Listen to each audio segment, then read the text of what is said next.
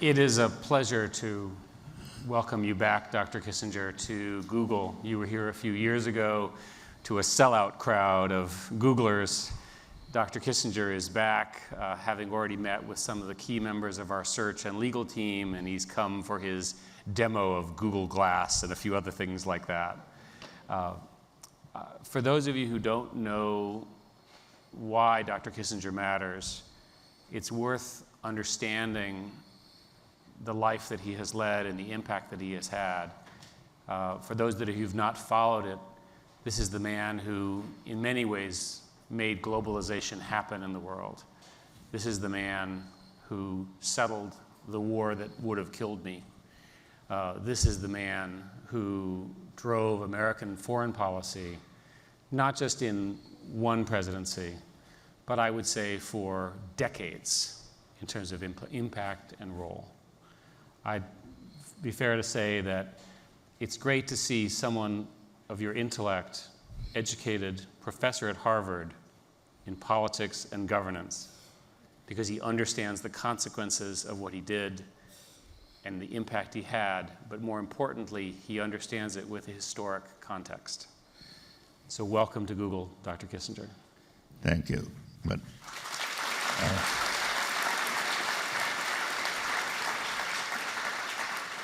Eric is leaving me in the position.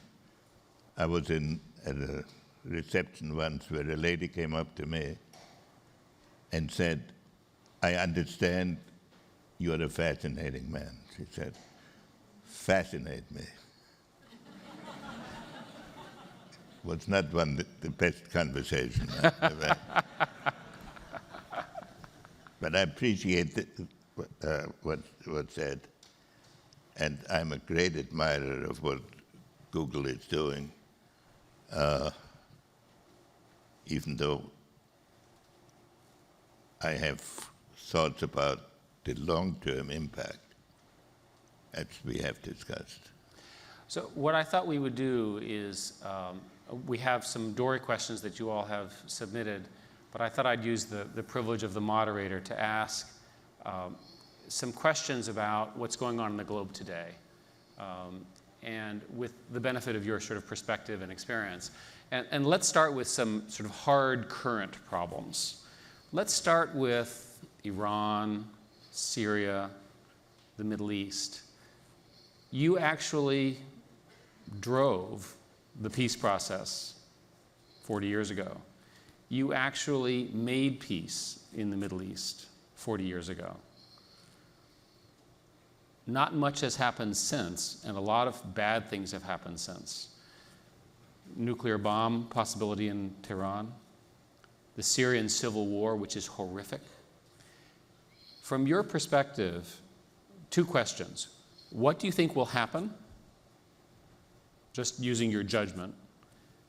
And also, what should America do, if anything, about each of these issues?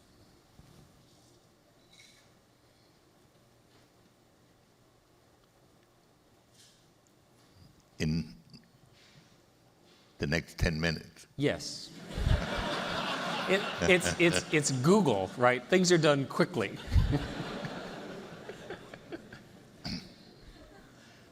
Look, I come from a generation that learned from books. I approached foreign policy as a historian, in the sense that I asked myself, what comparable situations have existed? And I was in office in a period of domestic discord, even more intense in some respects than the current one, because it was when America lost its innocence in foreign policy and began to learn its limits. So let me talk about the peace process in the Middle East at the time. When I got into office, it had been stalemated for a long period. And the attempt was to break the deadlock with making proposals on the theory that somewhere out there was some formula that would permit the parties, and we made a different analysis. And in the way I think of foreign policy, which I'm not insisting everybody has to, is you have to start with analyzing the problem. What is the issue you're trying to solve? And what is it you're trying to get to?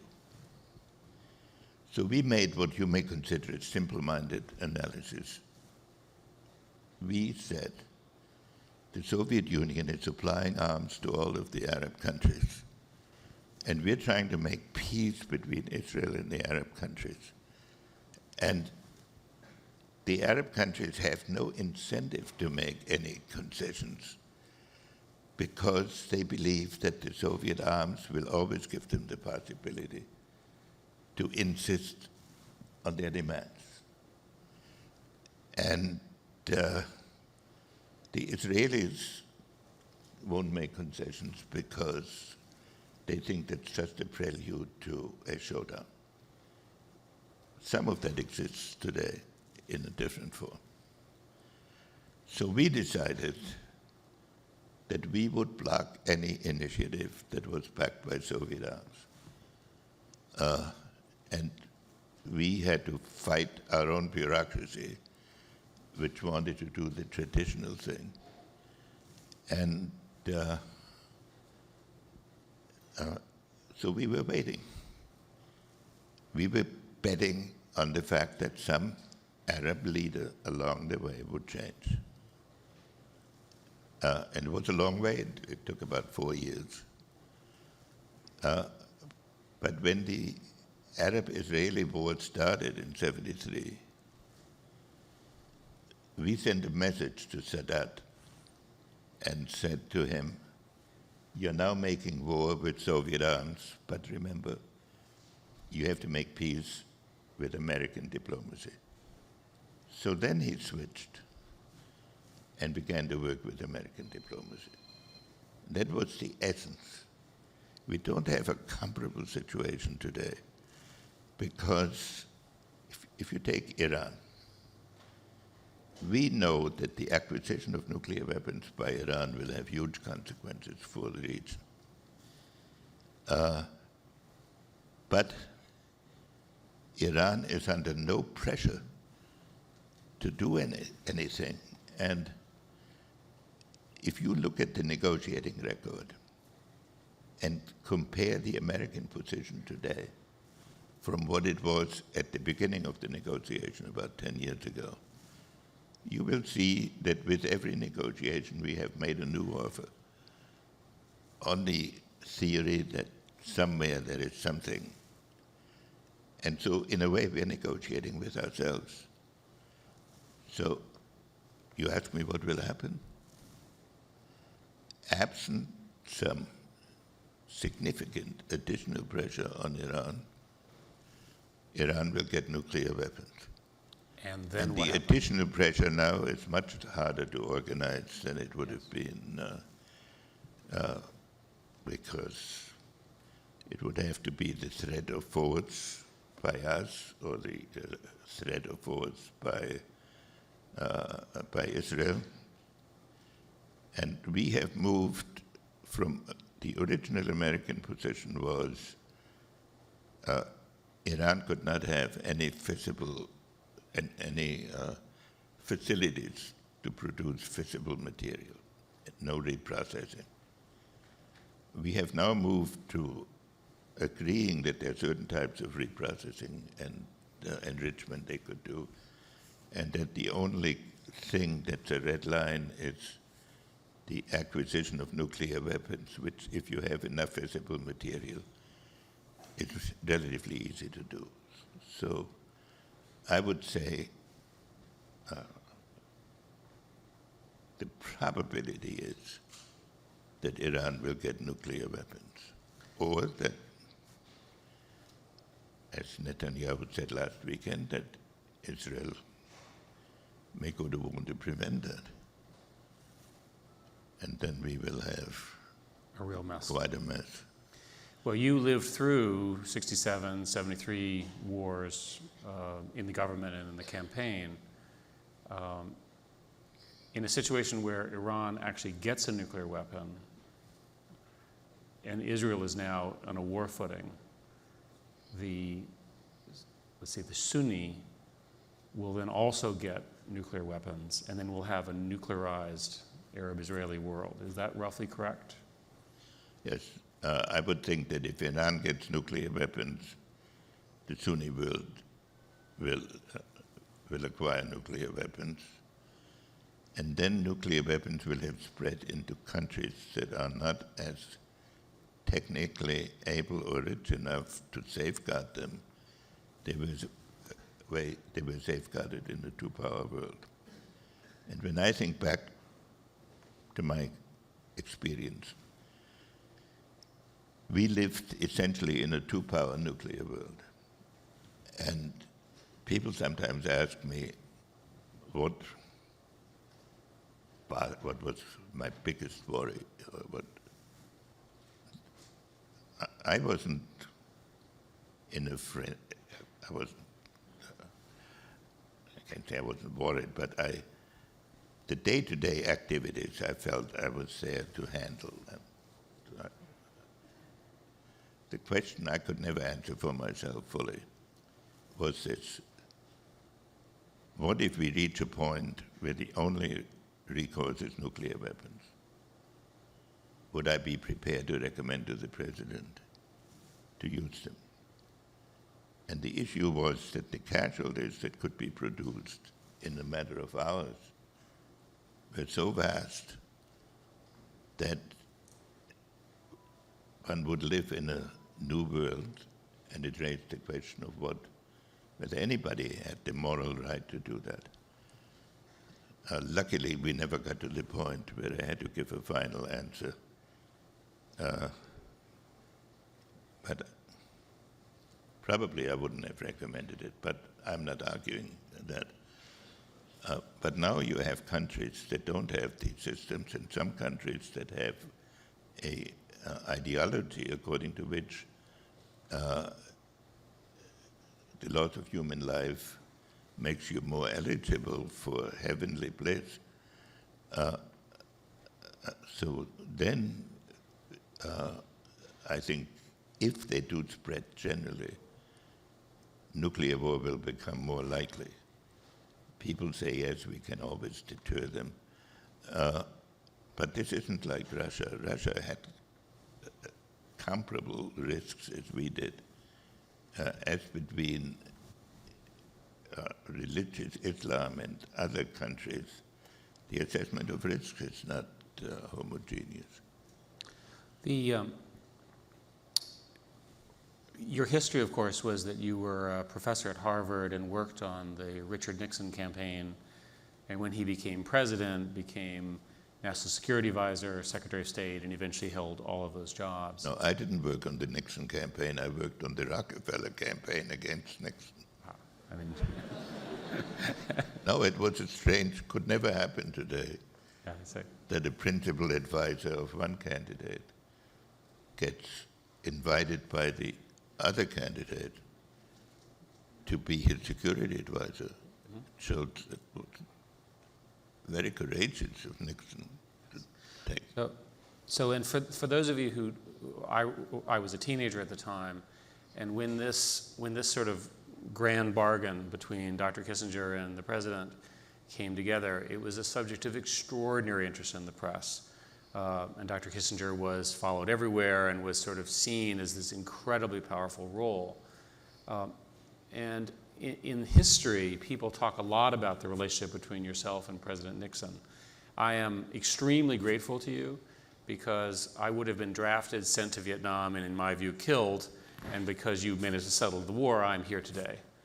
So, and for those of you who are not my age, which is the vast majority of you, it's very difficult to describe what it feels like to have a draft card and have your friends being drafted. And this really was the reality, which of course tore the country apart. what was the thing, what was the nature of the relationship with you and President Nixon that allowed you two together to do something extraordinary in China, do something extraordinary in the Israeli world, end the Vietnam War? What was the nature of it? I had never met Nixon when he asked me to be his security advisor. Nixon was personally so insecure that in his personal relationships, that when he asked me to be his security advisor, I didn't know what he wanted. I knew he wanted something, but he didn't want to be rebuffed. So we had a 2-hour conversation, and I left knowing he wanted something, but not knowing what it was.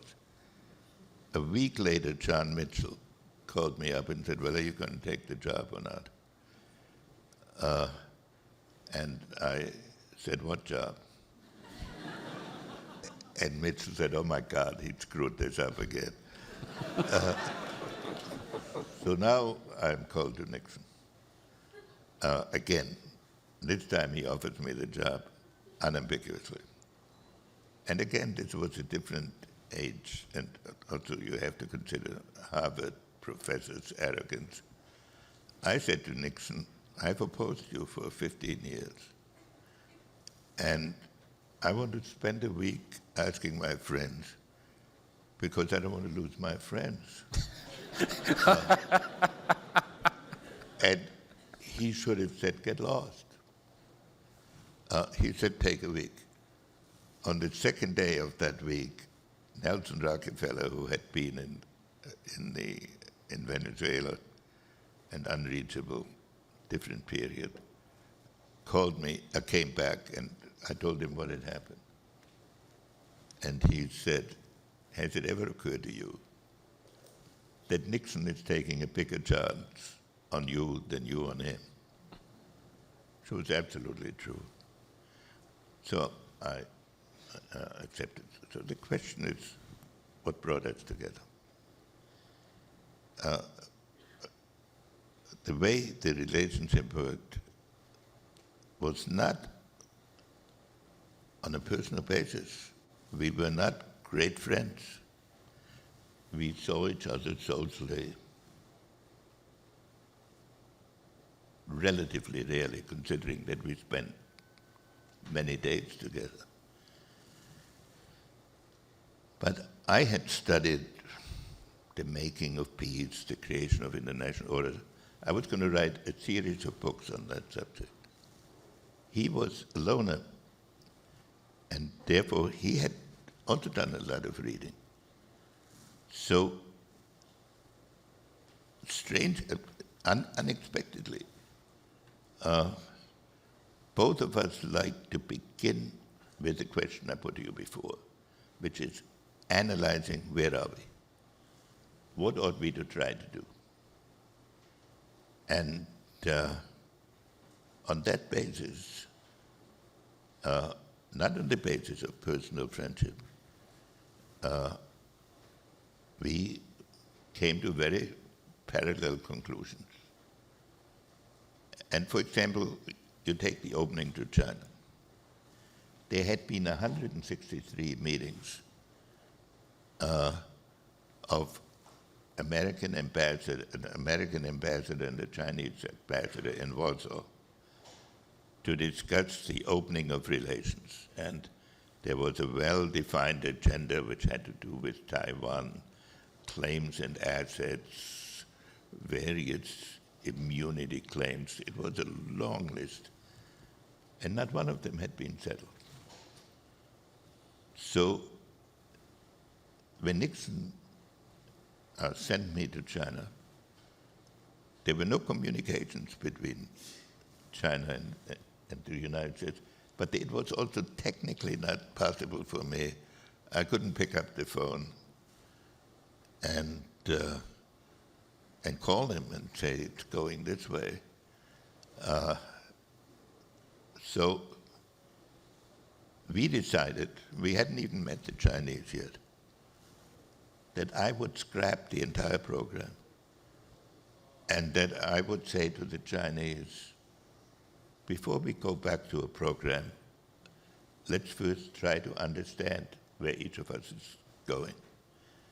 And so if you read the transcripts of my so-called secret visit, you will see that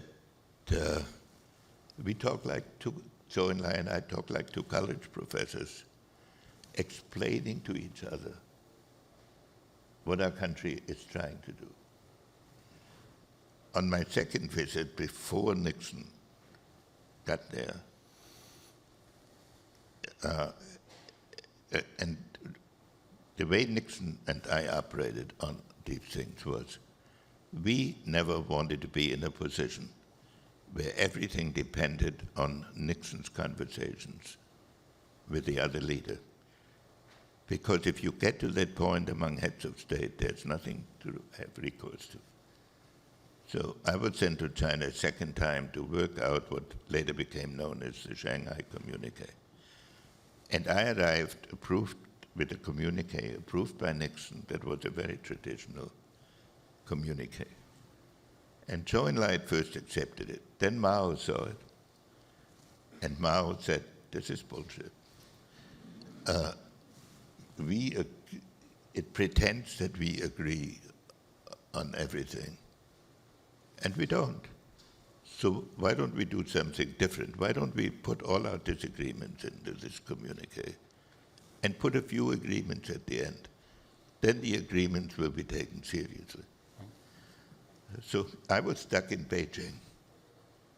I couldn't say to call Nixon and say, we've just reversed everything you've already approved. But I felt absolutely confident that he would approve it. So I'm saying this not to prove anything about myself, but to show what was the nature of the relationship. So on the one hand, it was personally friendly but aloof, but substantively very intense. Today, when you go to Beijing, there are the three major terminals. You've been many times since. And there is the little terminal where your airplane landed for the first visit that you opened up. Whenever I go by that, I see that terminal, and I imagine you in the early 1970s doing that, and a country full of bicycles and gray uniforms. What was Mao like, and what was the culture like as you engaged it? How did it feel when you landed and when you spoke with them? Before we get to this, let me explain to you. A few months ago, the Chinese gave a dinner for me, and they found everybody who had ever met me, especially on that secret trip. And they all told me the troubles they went through in preparing the trip. For example, there had never been a 707 land in China, so they didn't have a gangplank for it. And they couldn't order one because they didn't want to put out the word that a 707 was coming. So they constructed one from pictures. And they weren't sure what would actually happen, whether it would fit properly. So then a lady was in charge of preparing the guest house where I was going to stay. And she got it into her head that Americans like lawns. But unfortunately, the space in front of the guest house, because of the Cultural Revolution, had been planted with spinach. So she had 4 weeks to get a lawn down. Those were the problems the Chinese had. What was Mao like? What's the question? Also, to give you a flavor of how these relationships work, on my first visit, the so-called secret visit, I was probably the only visitor to China who made heroic efforts to avoid meeting Mao. Wow. And the reason was that with all the friendship, or the warm relation between Nixon and me, I knew he wanted to be the first American to meet Mao. And I knew it was a risk to my relationship with him. So Mao had given orders, we now know, that as soon, they didn't want to ask for a meeting. So as soon as I asked for a meeting, I was to be brought to him. And you didn't ask. And I didn't ask. And so my whole secret visit was spent talking to Zhou Enlai, and which was no hardship. But what was Mao like? I met him 5 times. And of course, he's responsible for the killing of tens of millions of people. The Mao I met was not the killer Mao. It was acting like a Chinese sage. He was extremely intelligent. He conducted the conversations. Almost all leading statesmen that I've met say, I've got 5 points I have to make to you. And he'd make their points. And he wouldn't do that. He would begin by saying, what is your consideration of? Give you a topic. Then you'd say whatever you said. And he'd keep that dialogue going. So you were engaged in a Socratic dialogue with him. I had one meeting that lasted 4 hours. And it lasted 4 hours because he had decided to replace Zhou Enlai, which we didn't know. But he wanted a Bible in which he had commented on every aspect of foreign policy so that it could be used as a reference statement for the Chinese bureaucracy after Zhou Enlai disappeared. And I had David Bruce was with me, who had met de Gaulle and Adenauer, and he said that was one of the most astonishing intellectual performances. And he would make sarcastic comments while it was always polite, but he'd say such things as, you Americans remind me of swallows. They stopped and turned to the interpreter and said, should I have said sparrows? No, they decided to say swallows. Of swallows that fly up into the air when a storm approaches and flap your wings. But you, Professor, and I know that the flapping of the wings does not affect the coming of the storm. So he'd make these comments, but it would always get to a point. So he was a personality that really dominated any room with a really superb strategic grasp. Mm-hmm. Now, he would kill anybody who got in his way. That's another side of him, which I didn't see, but we all know about it. It's unchallenged. So after my trip to North Korea, you and I spoke a little bit about North Korea. What do you think will happen in the relationship between China and North Korea?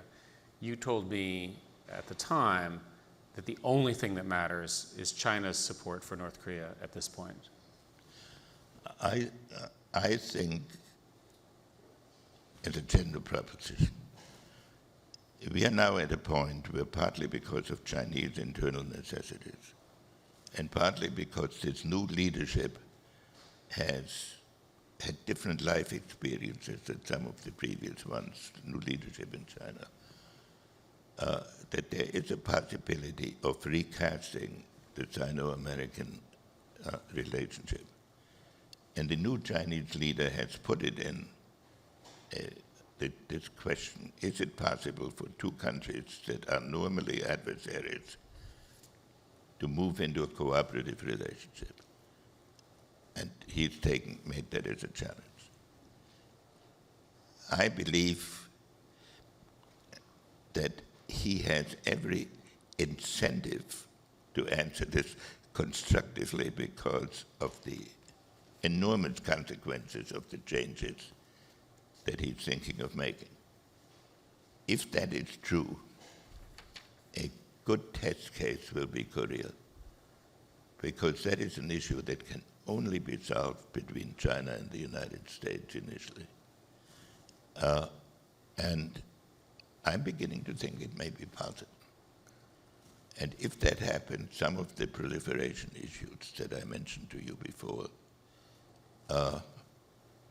will be dramatically changed if some country is actually giving up nuclear weapons because of the collaboration of two major nuclear countries.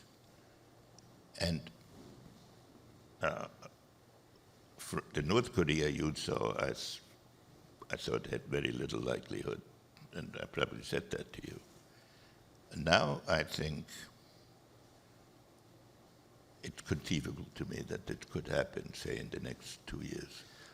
I'd like to move to some of the Dory questions that our employees have submitted. And as you can imagine, there are quite a few questions about a young man whose name is Edward Snowden, who is currently in temporary residence at the airport in Russia. One of the questions is, how do you feel that Edward Snowden's current political limbo will play out?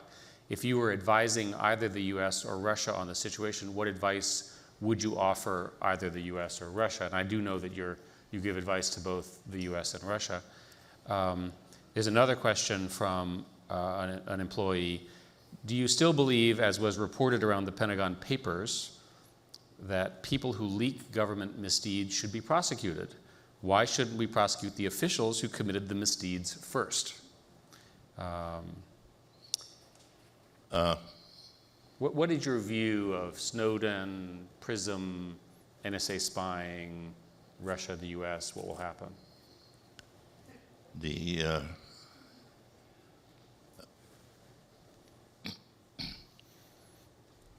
My view of, I find Snowden despicable.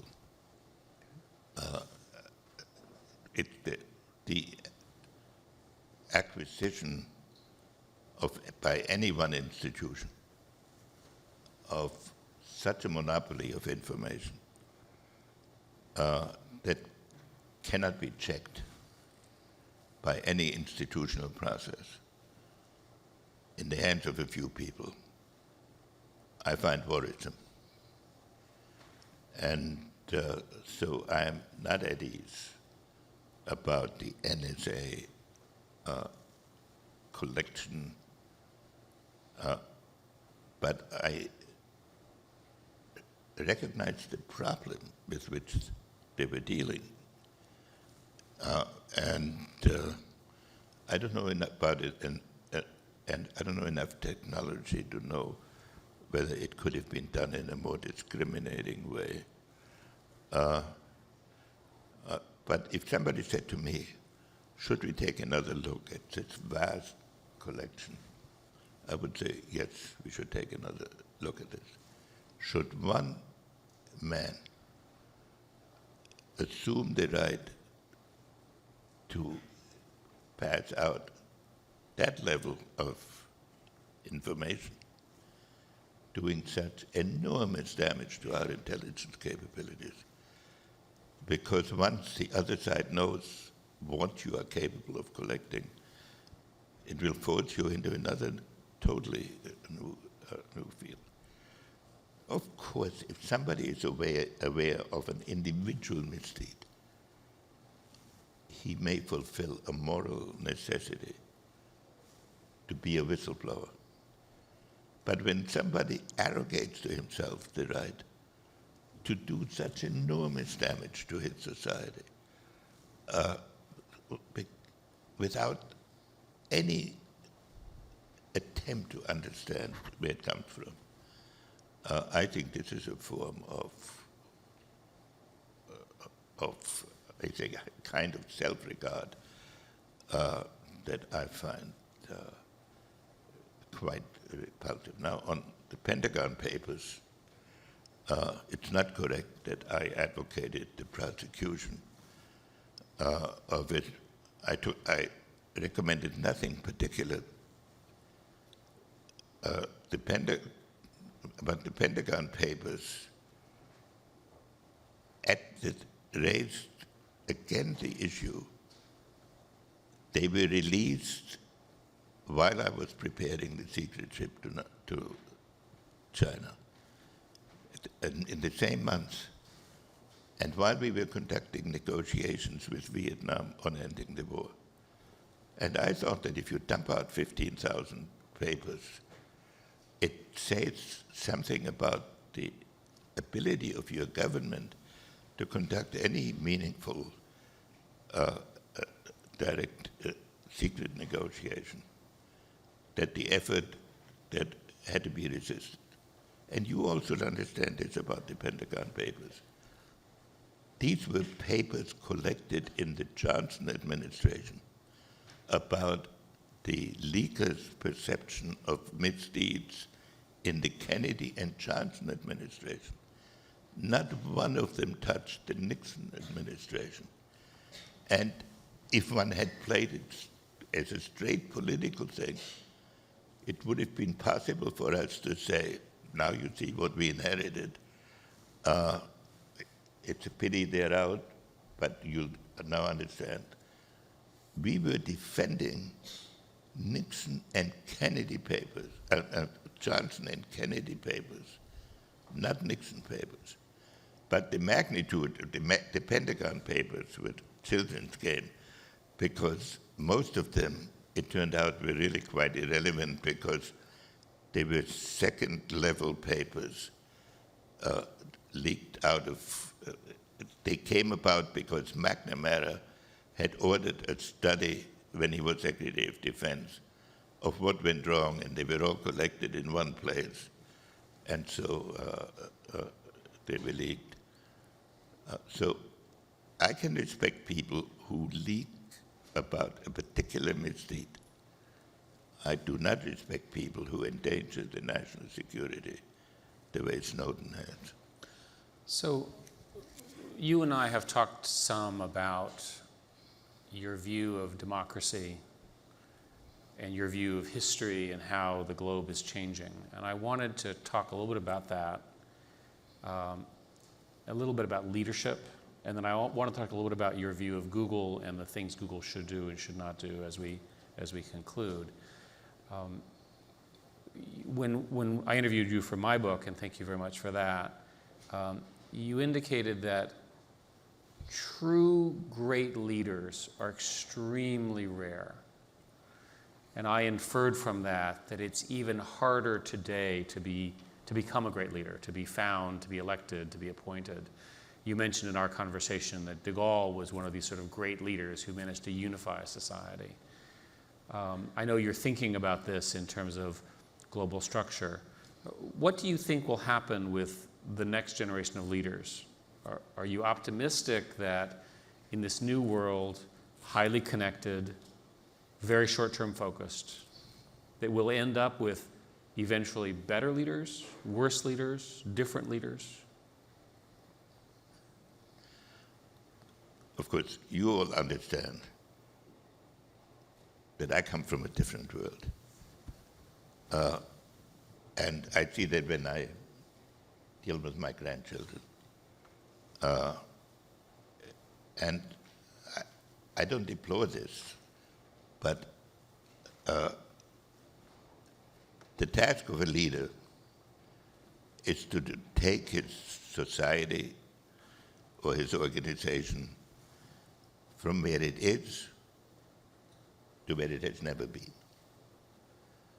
And that means, inevitably, that he will face opposition from the world as it is, to some extent. Now, that, of course, requires great insight, but it also requires enormous moral courage, because you have to rely on your own convictions until your society has caught up with you. Churchill had this quality. De Gaulle had this quality. I would argue Franklin Roosevelt had this quality. Now, in the modern technological world, I've seen a lot of leaders in the technology side that would meet these requirements. But in the political side, the world that is presented, if you forgive me, by Google, and it's through fragmented excerpts from a wide range of sources. There's more information available than anybody ever dreamed of. But how to translate that information into knowledge that is relevant to a historical process and into wisdom, into the next step, that cannot be met. At least I don't think it has been met by existing search engines and approaches. When I look at my own life, when I first started meeting political leaders, they asked me what to think. Then they now ask me what to say. Different problem. And now they don't even ask that anymore because they go to search engines to tell them what the dominant view is. I read somewhere that Obama had 48 million card files which told him who the friends of people were, and I know Romney had 10 million. But next time, they both will have 48 million. And I'm worried about the future of democracy. If you don't have debates about issues that are generated out of the gut of the leaders, but where instead the leaders go to technical experts to tell them what the mood is, when I think that the requirement of a leader is to say where you ought to go, not where you are. And that's my concern with the long-term social impact of a great institution that I admire, like Google. So you have expressed privately some concerns that Google actually needs to think about our role, that because so many people are using Google, that we're actually shaping the discussion. Can you express, what should we do differently, if anything? Look, as I've said innumerable times on this here, I know I'm from a different world. I am not attacking this world.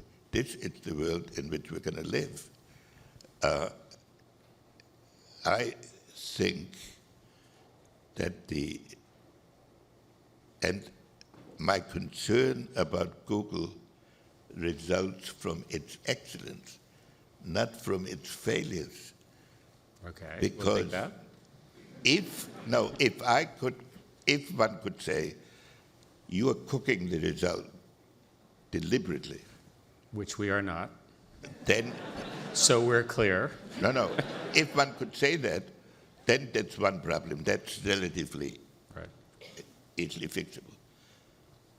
But when you are the best engine for producing facts. But when sometimes the issue is, in terms of long-range thinking, not what is a fact, but what's a relevant fact, then it creates a concern. I don't know what you should do. I talk to you about setting up an internal system of checks and balances, which indicates how much confidence I have in you. No, I'm not saying the government should do this, but I'm talking about a 50-year perspective. I'm not talking about the next year or two. And I don't know whether there is an answer.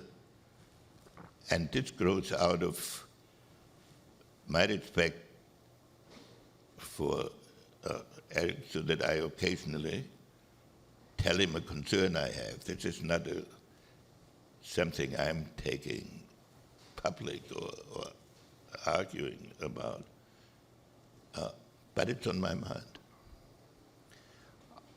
I do think one of your criticisms is that we've gone from reading books to 5-word sentences. That there is a change in your lifetime that you're very worried about information. Is that roughly correct? When I look at, say, the Lincoln debates or the Gladstone-Disraeli debates,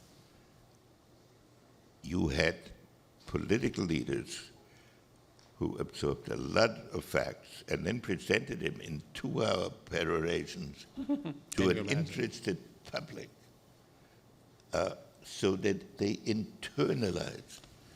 When you learn things in fragments from a search machine, you don't necessarily internalize it because you look at it and you absorb it for the moment, but you don't have to internalize it because you can always get the answer again when you need it. But some things you ought to internalize even if you don't need it at the moment. But on the other hand, you make available a range of information that is so far superior to anything previous generations had.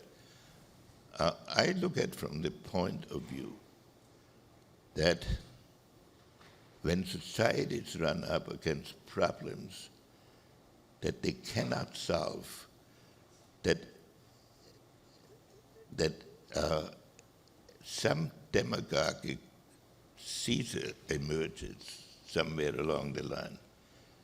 And I'm sorry, meaning that the person just sort of captures the conversation as a demagogue? captures the conversation as a demagogue. Yes. And when 250 million card files are debating each other or printouts or whatever you call them. In our case, it's called big data. That's what worries me. In fact, there are a lot of things that worry me in the world that I can't do anything about. And I didn't think we would take the conversation this public, but that is my view. But one answer to your question, which is why I wanted to ask you directly, would be that if Google could invent technology that could take the information that's currently arranged and construct something of the quality of a Lincoln debate or an Israeli debate, if that worked, that would be a big improvement. Yes, and or some way to get different interpretations that people can reflect about as they are forming their own opinions. Because in the political world, you finally need people who are willing to stand up against what seems to be the conventional wisdom from time to time. one of the things that Google is in fact working on is the ability to more deeply understand in a subject area that information. And there are research projects inside the company, some people here in the room, who are in fact trying to solve the problem that you laid out. And I'm really glad that you were able to come to state it as clearly as possible. We've reached the end of our time. I wanted to tell you all that for me, great strategy matters. When I look at politics, I spend a lot of time in these worlds now. The greatest strategies start from a principle of what are we trying to accomplish and figuring out a way to get there. The man to my right has had a series of extraordinary strategies. And I wanted you to hear how he approached it and how he actually dealt with the reality of the time. And I would say that the world is a far, far better place because of the opening up of the world that I think you properly deserve the credit for. It is a great honor to have you here at Google, Dr. Kissinger. Thank you very much. Great pleasure to be here. Thank you.